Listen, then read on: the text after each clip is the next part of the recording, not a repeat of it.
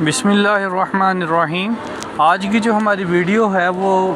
Bail application के बारे में है कि कौन से केसेस में जो है वो बेल इजीली मिल जाती है और कौन से केसेस में नहीं मिलती। ठीक है, नारकोटिक्स केस जो हैं इसमें जो मटेरियल्स आ जाते हैं वो आजकल डांसिंग पिल्स आ जाती हैं, उसके अलावा आइस और हीरोइन आ जाती है, उसके अलावा तीसरे नंबर पे जो है वो चर्स आ जाती है, चौथे नंबर पर भांग आ जाती है, पाँचवें नंबर पर जो टीका लगाते हैं ऑपरेशन के वक़्त, जो बड़ा ऑपरेशन करते हैं जिसके साथ जो है वो काफ़ी महीनों जो है वो हिस्सा सुन रहता है, वो जो है नारकोटिक्स के अंदर आ जाता है। ठीक है, जो लाहौर के अंदर प्रैक्टिस है और पेशावर के अलावा KPK के अलावा जो दूसरे इलाके हैं पाकिस्तान के अंदर, वहाँ जो चर्च है वो 1250 ग्राम तक जो है वो उसकी बेल हो जाती है। इसके अलावा जो आइस की है, आइस की बेल जो है वो ज़रा मुश्किल होती है और इसकी जो लिमिट है वो ज़्यादातर 1000 ग्राम तक जो है वो जजेस जो हैं वो बेल दे देते हैं, इससे ऊपर जो है वो नहीं होती। ठीक है, ये है सेशन की हद तक। हाई कोर्ट में जो है वो उसका कोई नहीं है। हाई कोर्ट जो है वो 1600 ग्राम 2003 किलो तक की जो है वो 8 किलो तक भी अगर कोई बड़ी ग्राउंड हो तो वो बेलें हुई हैं। ठीक है, एक ये आ जाता है। अब हम ये देखेंगे कि बेल में सिचुएशंस एंड रीज़न कि किन सूरतों में हम बेल लगवाएं। ठीक है,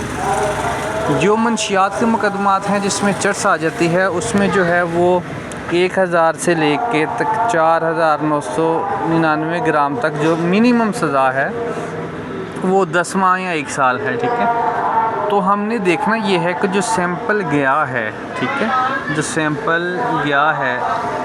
उसके ऊपर जो मिनिमम सज़ा होनी है, अगर कोई 10 माह या 1 साल सज़ा है और जो मुल्ज़िम है वो जेल के अंदर है 1 साल से, लेकिन उसकी एविडेंस फॉर एग्ज़ाम्पल अगर किसी के ऊपर 1540 ग्राम जो है वो चर्च है, ठीक है, और मुल्ज़िम इसकी मिनिमम सज़ा जो है वो है 10 माह। ठीक है, 10,000 जुर्माना और 10 माह कैद। अब लेकिन ये है कि चलान आ गया एडिशनल साहब की कोर्ट में, जज साहब की कोर्ट में, लेकिन एविडेंस जो है वो एक भी नहीं हुई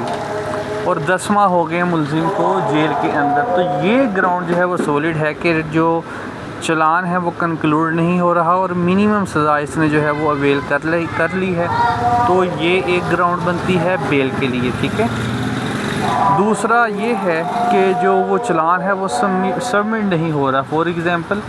चलान FIR हुई पहले महीने की और छठा महीना चल रहा है या चौथा, पाँचवा, छठवां, जितना भी,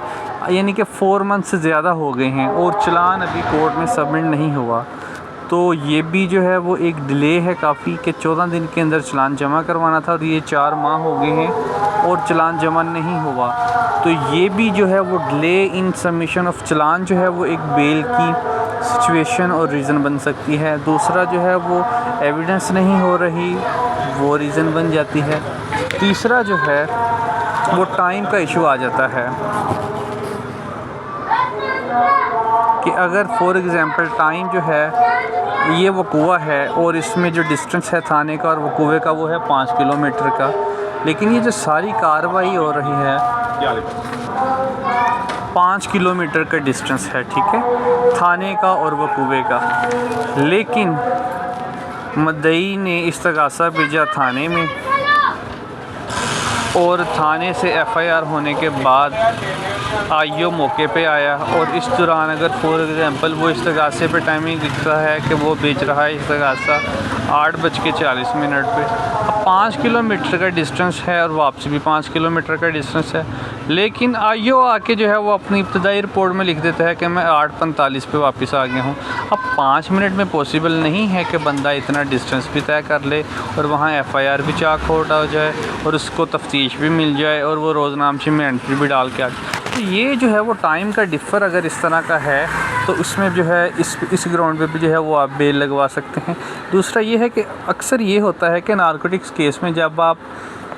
जो है वो फ़र्द मकबूज़गी को देखते हैं या जो इस्तगासे को देखते हैं तो उसमें डेट या FIR नंबर मेंशन नहीं होता, तो एक ये रीज़न है और ये इस ग्राउंड पे भी आप बेल लगवा सकते हैं। दूसरा ये है कि बाज़ टाइम जो है वो मुद्दई गलती ये करते हैं कि जो FIR होती है उसमें जो है वो CRO मेंशन कर देते हैं अब एक बंदे के लिए या इस्तिगासे में जो है वो उसका CRO मेंशन कर देते हैं। अब एक बंदा जिसने एक मुलजिम को पकड़ा है जहां रेड हैंडेड अगर वो मंशियात बेच रहा है, तो आईओ मदई के पास इतना टाइम नहीं हो सकता कि वो थाने पहले कॉल करे या उसको पता हो कि ये मंशियात फ़रोश है, वो अपनी तरफ से मुकदमात लिखते, ये तो हो नहीं सकता। उसके लिए क्या करेगा, वो फ्रंट डेस्क पे फ़ोन करेगा, उसका ID कार्ड नंबर लेगा, और वो भी अक्सर यही होता है कि जो मंशियात के मुकदमात हैं उसमें ID कार्ड जो है वो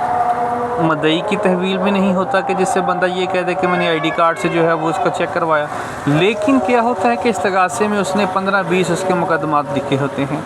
तो इस ग्राउंड पे जो है वो हाई कोर्ट से बेल्स हुई हैं कि आपने इस्तगासे में ये FIR क्यों मेंशन की और कैसे की। इसका मतलब ये था कि आप इस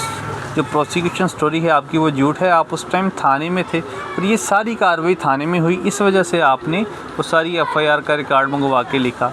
तो अगर आपकी FIR में या इस्तगासे में वो सारा उन्होंने पिछला रिकॉर्ड शो किया है तो इस ग्राउंड पे भी जो है वो हाई कोर्ट से बेल्स हुई हैं, ठीक है। दूसरा ये है कि अगर बंदा फर्स्ट ऑफेंडर है, उसके ऊपर कोई और रिकॉर्ड नहीं है, ना कोई नारकोटिक्स का ना कोई और FIR का, तो वो भी जो है वो 4 से 5 माह के बाद बेल लगवा सकता है। उसकी जो है वो बेल एक्सेप्ट होने के चांसेस है कि बंदा जो है वो हैबिचुअल नहीं है, फर्स्ट ऑफेंडर है, तो उस जो है वो ग्राउंड पे भी हो जाती है। और एक और बात, PFS से रिपोर्ट बाज़ टाइम ये आती है कि जो माल मुकदमा गया है PFS में जमा होने के लिए, फॉर एग्ज़ाम्पल प्रोसिक्यूशन स्टोरी ये है कि हमने 60 ग्राम जो है वो चर्स PFS में भेजी, लेकिन PFS की रिपोर्ट आ गई, उन्होंने नेगेटिव कर दिया कि ये जो माल मुकदमा आया है ये चर्स नहीं है। तो ये बहुत बड़ी ग्राउंड है, इस ग्राउंड पे भी जो है वो आप PFS की अटेस्टेड कॉपी बनवा के हाई कोर्ट में बेल लगवा सकते हैं। इसके अलावा नंबर ऑफ़ ग्राउंड्स हैं जिसके ऊपर आप बेल लगवा सकते हैं, जिसको हम जो है वो आहिस्ता आहिस्ता डिस्कस करेंगे, ठीक है।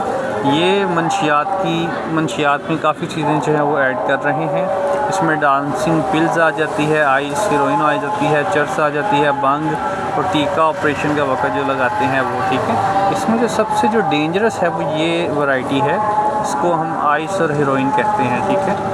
तो ये जो है वो चंद हमने आपको पॉइंट्स बताए जिनके ऊपर जो है वो आप हाई कोर्ट के अंदर बेल लगवा सकते हैं। आइंदा हम इंशाल्लाह फिर किसी और वीडियो में और पॉइंट्स पर डिस्कस करेंगे।